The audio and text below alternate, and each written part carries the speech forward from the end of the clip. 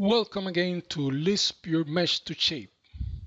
This second module will be dedicated to the ways we have to open, examine, load, and execute AutoLisp code. Although I suppose most of you are already familiar with AutoLisp basics, our first module will be dedicated to a brief overview of the Visual Lisp development environment, which is our preferred tool for examining and loading the AutoLisp code. This programming environment is not available in AutoCAD for Mac, so we will explain the workarounds available for Mac users.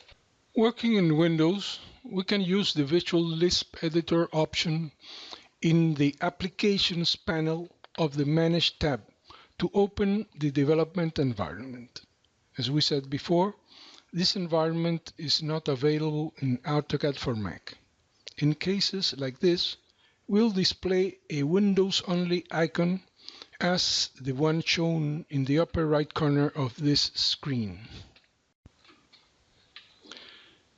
The Visual Lisp application window will then open, displaying its own menu, toolbars, and status line.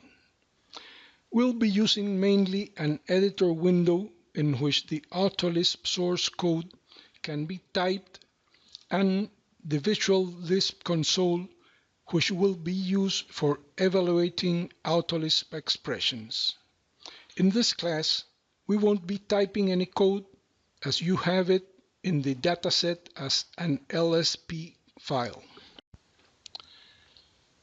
The AutoLisp expressions we will be using are included in the datasets AU2012-mesh.lsp file. By now, I expect you have extracted it to a folder in your computer. Clicking on the Open File toolbar button, we can look for our AU2012-mesh Lisp source code file. Once open, the source code text will be displayed in its own editor window. Note the way different words are colored. These colors identify the data type: blue for AutoLisp functions, magenta for strings, green for numbers, and so on.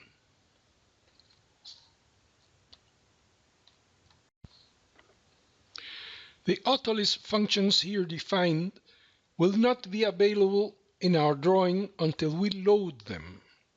This can be done by selecting the Load Active Edit Window button. Of course, the editor window containing the code must be the active window. To show how this works, we'll try the first two functions that deal with the visual style and the 3D point of view. To see their effect, we can draw any 3D object, for example, a mesh torus. These functions create the custom visual style we used for our title slide image and set a southwest isometric view.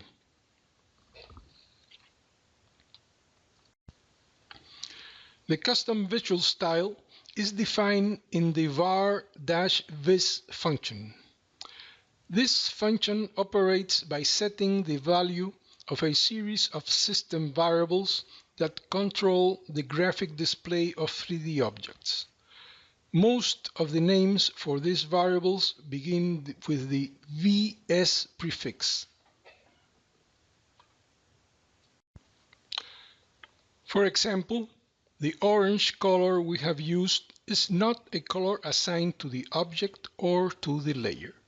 It is a visual style color set by the VS monocolor system variable. This visual style coloring is enabled by setting the VS face color mode variable to 1. The color of the object's edges is set in the same way through the VS edge color variable.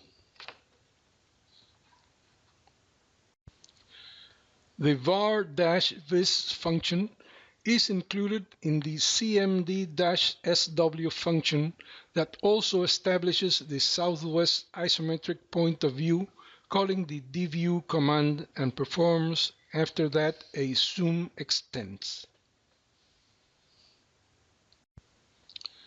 Once the code has been loaded, we will call the cmd-sw function by evaluating it in the Visual Lisp console.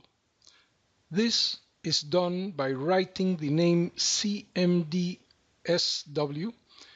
between parentheses and pressing Enter. This console works in a way somewhat similar to the AutoCAD's command line. The drawing will change the point of view and will be colored automatically. Let's change to the AutoCAD window and see how this is done. First, I'll draw a mesh torus somewhere in the screen. Anywhere, any size. Okay. Then I'll go to the Visual Lisp editor. The code has yet to be loaded, so I'll click on the Load Edit Window button. Now I have only the need to type in the console the expression parentheses cmd-sw parentheses and just press Enter. And here's my custom visual style and point of view. For Mac users, this development environment is not available, at least not yet. Autolisp programs can be typed using any plain text editor, but it is advisable to use a dedicated programming editor, of which several are available in the Mac App Store. Most can be adapted to achieve syntax coloring and parentheses checking. Autolisp code files can be loaded both for Mac and Windows from AutoCAD's command line using the load function as shown in this slide. Note that slashes are used in the path instead of backslashes, and that it is typed between double quotes. The functions will be loaded when pressing Enter, printing a message that confirms everything went OK.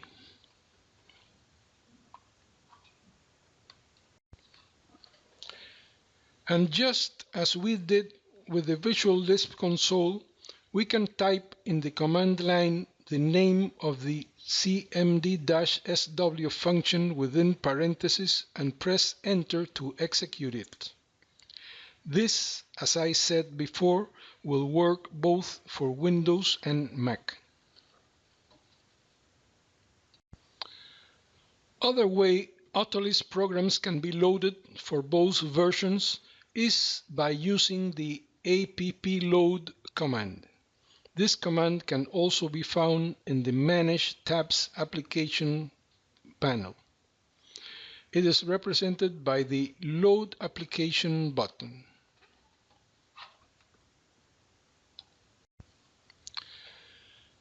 This way we end our second module. We have seen how to load and evaluate our Autolisp functions using the Visual Lisp environment in Windows and the workarounds available for Mac users. We have also tested a couple of functions aimed at setting a visual style and a 3D point of view. In our next module, Meshing through Lisp, we will study mesh objects and the tools we can use to create and modify them. Thank you for attending this class. I hope we'll meet again in our next module.